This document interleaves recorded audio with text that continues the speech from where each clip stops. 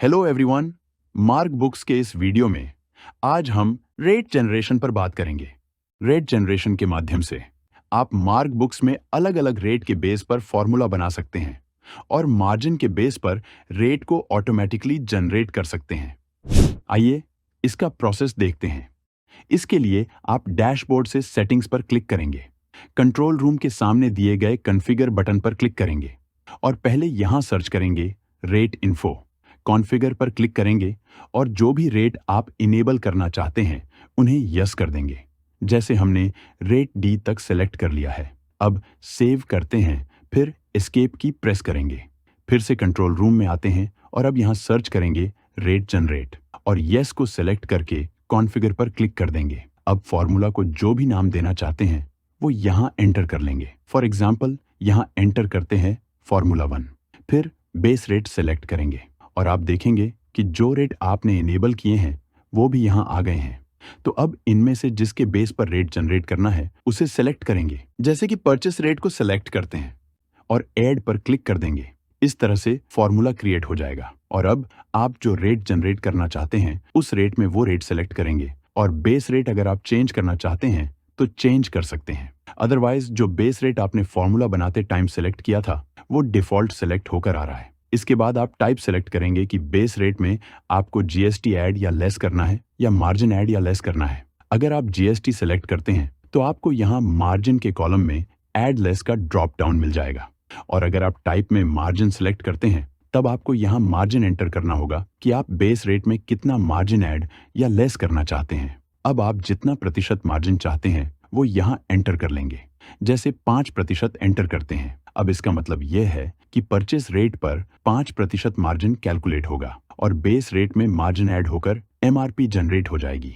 इसी तरह एक और कंडीशन क्रिएट करते हैं। रेट में सेलेक्ट करते हैं सेल रेट, बेस रेट में सेलेक्ट करते हैं कॉस्ट और मार्जिन एंटर करते हैं 6% और इसका मतलब यह है कि कॉस्ट पर 6% मार्जिन कैलकुलेट होगा और कॉस्ट में मार्जिन ऐड होकर सेल रेट जनरेट हो जाएगा।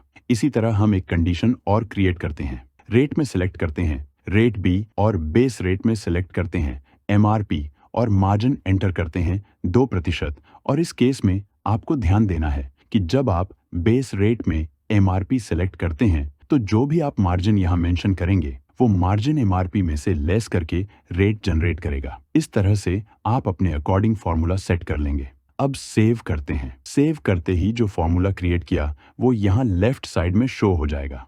आप इस बटन पर क्लिक करके इसे ऑन ऑफ भी कर सकते हैं, एडिट कर सकते हैं और चाहें तो डिलीट भी कर सकते हैं। तो अब जो कंडीशंस हमने क्रिएट की हैं, आइए देखते हैं उनका इम्पैक्ट कैसे आता है। तो पहले इस विंडो को क्लोज करते हैं, फिर एस्केप की प्रेस करके कंट्रोल रूम से बाहर आते हैं और अब परचेज बिल जनरेट करते हैं। तो अब जैसे इस आइटम का परचेस रेट एंटर करते हैं 100। तो जैसे हमने सेट किया था कि परचेस रेट पर 5% मार्जिन कैलकुलेट होगा और उसके बेस पर एमआरपी जनरेट होगी। तो एमआरपी है 100 और इस पर 5% हुआ 5, तो 100 + 5 हो गया 105। तो आप देखेंगे यहाँ परचेस रेट के बेस पर 105 रुपए की एमआरपी जनरेट हो गई है। फिर हमने सेट किया था कि कॉस्ट पर 6% मार्जिन कैलकुलेट हो और उस बेस पर सेल रेट जनरेट होगा। तो कॉस्ट है 100 और इस पर 6% हुआ 6, तो 100 + 6 हो गया 106। तो आप देखेंगे यहाँ कॉस्ट के बेस पर 106 रुपए का सेल रेट जनरेट हो गया है।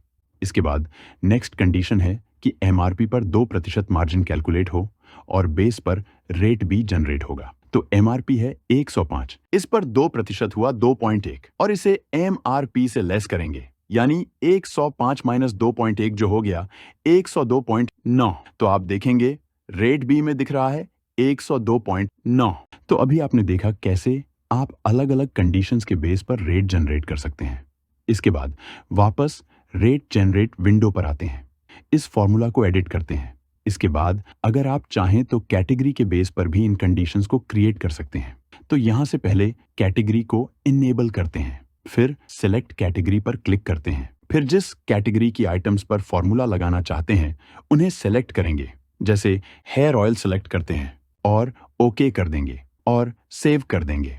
अब परचेज बिल जनरेट करते हैं, फिर बॉटम से कैटेगरी पर क्लिक करते हैं और हेयर ऑयल कैटेगरी सिलेक्ट करते हैं। फिर ओके करेंगे तो हेयर ऑयल कैटेगरी की जो आइटम्स है वो आ जाएंगी। अब आइटम सिलेक्ट करते हैं, फिर परचेस रेट एंटर करते हैं और अब यहाँ आप देखेंगे जो कंडीशंस सेट की हैं उसके बेस पर यहाँ एमआरपी, सेल रेट और रेट भी जनरेट हो गया है। जैसे हमने सेट किया था कि परचेज रेट पर 5% मार्जिन कैलकुलेट होगा और उसके बेस पर एमआरपी जनरेट होगी। तो परचेज रेट है 70 और इस पर 5% हुआ 3.5, तो 70 प्लस 3.5 हो गया 73.5। तो आप देखेंगे यहाँ परचेस रेट के बेस पर 73.5 रुपीस की एमआरपी जनरेट हो गई है। तो इस तरह आप सिलेक्टेड कैटेगरी की आइटम्स पर भी कंडीशंस लगाकर रेट जनरेट कर सकते हैं। तो दोस्तों, इस वीडियो में आपने मार्क बुक्स में रेट जनरेशन का प्रोसेस देखा। Thanks for watching.